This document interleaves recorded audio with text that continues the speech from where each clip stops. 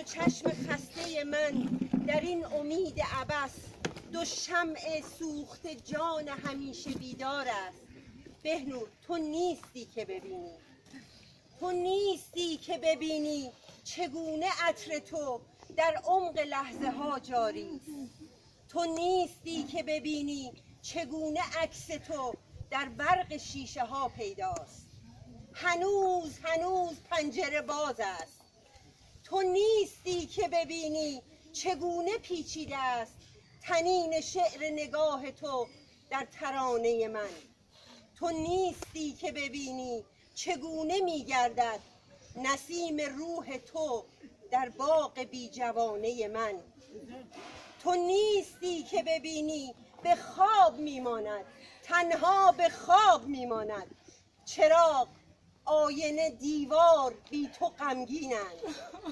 تو نیستی که ببینی پدر و مادر بهنود چگونه با دیوار به مهربانی یک دوست از تو سخن میگوید.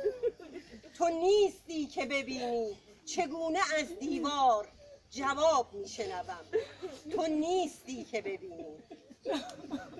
بهنود عزیزمان سالهاست که نیست اما هست. حضوری والا در عمق لحظه های حوری دارد و حوری هست اما به جز پسرش چیزی در او نمیبینی.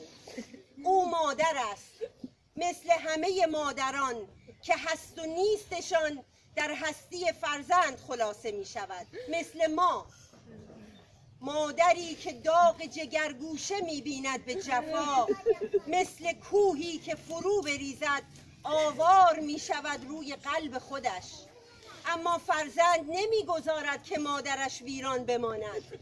آنقدر با دستهای ناپیدایش باران نوازش بر سر مادر میبارد، آنقدر بوسه میزند بر دستهای مادرش، آنقدر سر میگذارد بر قلب کوبنده مادرش که زن ویران شده دوباره جان میگیرد. کوه فرو ریخته دوباره شاهد جوانه است بر قله.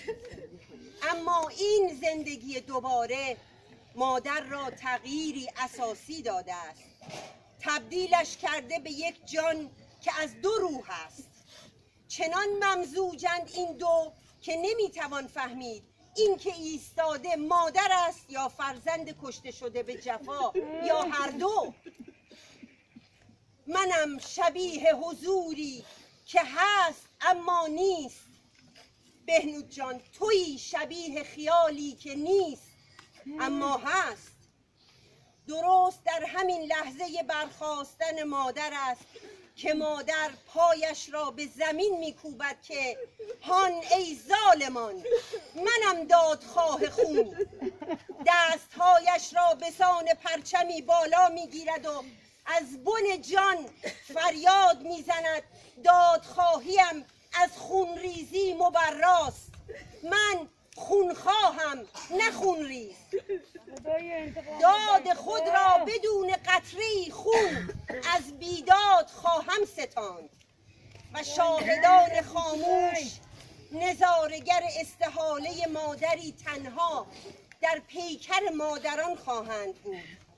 مادرانی که پای میکوبند بر دادخواهی و مادرانه از خون جگرگوشه هایشان محافظت میکنند بی آنکه بر طبل خونریزی بکوبند. مادران پرچمدار عشق و عدالتند. برای همین است که حوری و هم قطارانش همچنان برای کشتگان این خاک بلازده جشن میلاد میگیرند. آنان میدانند که بهنود و همرزمانش در سراسر تاریخ حضور دارند. حتی اگر پیکرشان زیر خاک است اما خونشان در رگهای این سرزمین جاری است و به شرافت و انسانیت حیاتی دوباره میبخشند. حوری عزیز، هم پیمان مهربان و داغ دیده، جشن زایش بهنود بر تو و همه ما مادرانش مبارک باد. فرزندان این آب و خاک قدر رنج‌هایی که برای بودن بهنود کشیدی می‌دانند. همچنان که بر اشکهایی که در سوگش ریختی بوسه میزنند. سال روز مادر بهنود شدنت خجسته و شاد.